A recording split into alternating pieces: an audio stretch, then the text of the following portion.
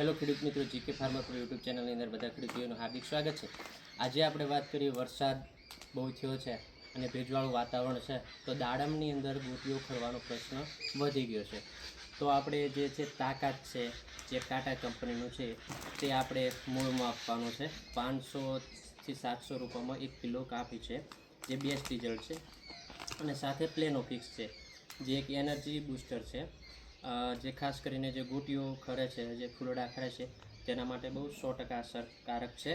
અને સાથે આપણે જે તાકાત, જે કોન્ટેક્ટ ફંગીસાઇડ છે, એ જે એનર્જી બૂસ્ટર જ છે, જે છોડની અંદર જે મૂળમાં જે એકદમ જે તાકાત છે, એટલે કહેવાનો મિનિંગ મૂળને જે ફ્રૂટ રોટ છે, જે ફંગસ છે, તેને રોકશે અને મૂળને તેજીથી જે ખોરાક ફૂટાવશે તેમાં મદદ કરશે।